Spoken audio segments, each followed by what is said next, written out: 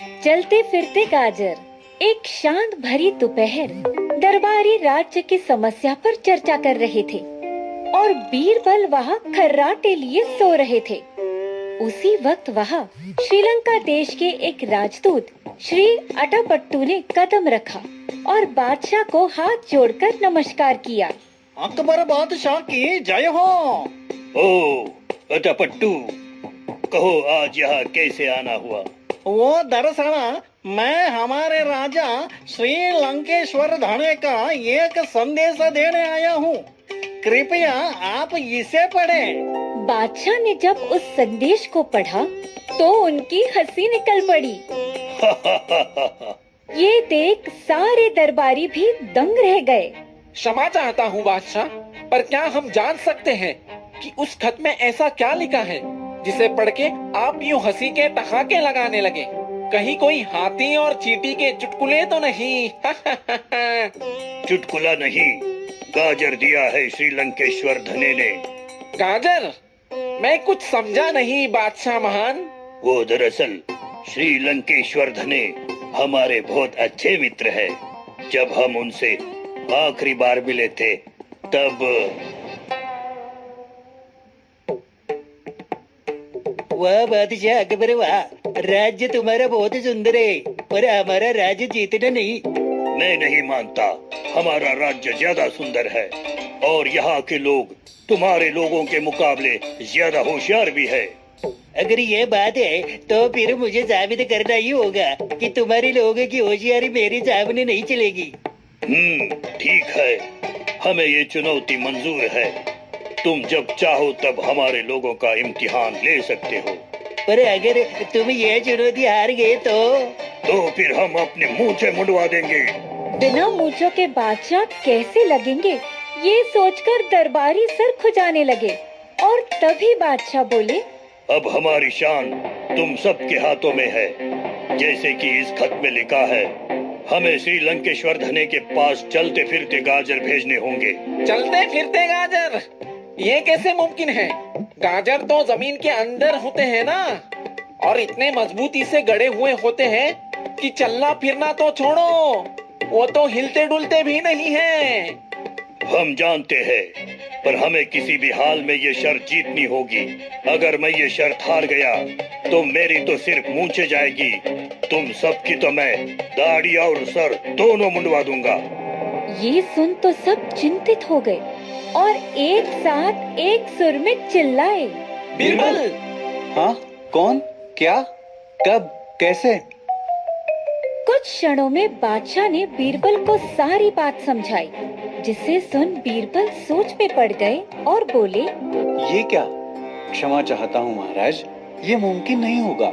हम इंसान एक दूसरे को चुनौती दे सकते हैं, प्रकृति को नहीं। ये क्या कह रहे हो बीरबल?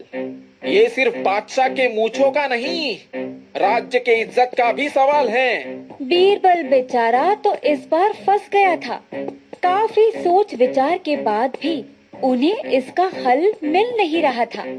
इस बार उन्होंने हार मान ही ली, जिसे देख बादशाह भी चौंक गए और अटापट्टू ने अपनी झोली से उस तरह निकालते हुए कहा, तो बादशाह अकबर, शर्त के अनुसार अब आपके मूंछें काट कर अपने साथ लेकर जाता हूँ। ये सुन बादशाह पसीना पसीना हो गए। उनकी मूंछें उनकी शान थी, जिसकी अब बलि चढ़ने वाली थी। वहाँ खड़े बीरबल ने अपना सिर नीचे झुका लिया, लेकिन तब उनके दिमाग की बत्ती जली। रुको अटापट्टू जी, मुझे चलते फिरते गाजरों का पता लग चुका है। ये सुन अटापट्टू रुके और बादशाह समेत सभी दरबारियों ने राहत की सांस ली। हाँ, बस आप मुझे कुछ दिनों का वक्त दीजिए, मैं स्वयं आपके पास चलते फिरते गाजर भिजवा दूंगा। ठीक है, लेकिन अगर कुछ दिनों में आप गाजर नहीं भेज सके तो बादशाह के मूंछें भेज देना। ये कहकर अटापट्टू वहाँ से निकल गए और बीरबल तुरंत वहाँ से दौड़ भागे। बड़ा अजीब व्यक्ति है ये। बाहर आते ही बीरबल ने तुरंत 4 लकड़ी के डब्बे मंगवाए। फिर उन्होंने उन डब्बों में काली मिट्टी भरवाई, और फिर खाद डालने के बाद उसमें उन्होंने गाजर के बीज बोए। कुछ दिन बीत गए और उसमें से अच्छी खासी गाजर की फसल उगने लगी। वाह बीरबल, तुमने तो अच्छी फसल उगाई है। वो तो ठीक है बादशाह, पर ये गाजर चल कहाँ रहे हैं? वे तो वही हैं। रुको जरा, सब्र करो। फिर बीरबल ने सीटी बजाई और वहाँ आ पड़ी एक बैलगाड़ी। फिर उनके इशारे पर कुछ सेवकों ने उन लकड़ी के डब्बे को गाड़ी पर लाद दिया, जिससे वे एक खेत समान लगने लगे। महाराज, अब ये गाजर लंका पधारने के लिए तैयार है। उन्हें भी तो पता चले हमारे राज्य के लोग अपनी बुद्धि से किसी भी चुनौती को पार कर सकते हैं। वाह बीरबल, तुमने हमारी मूंछें ही नहीं, नाक कटने से भी बचा लिया। तुम लाजवाब हो, बल्कि तुम पुरुष ही नहीं, महापुरुष हो।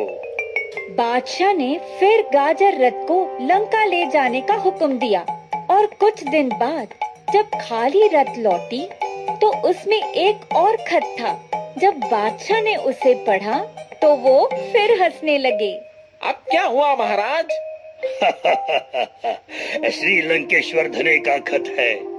उन्होंने हमारे राज्य के लोगों की होशियारी को स्वीकार लिया है और लिखा है, अगली बार गाजर के साथ मूली और ककड़ी भी भेजना। ये सुन सब हंस पड़े और हमने ये सीखा कि सही युक्ति लगाकर मुश्किल से मुश्किल पहेली भी सुलझाई जा सकती है।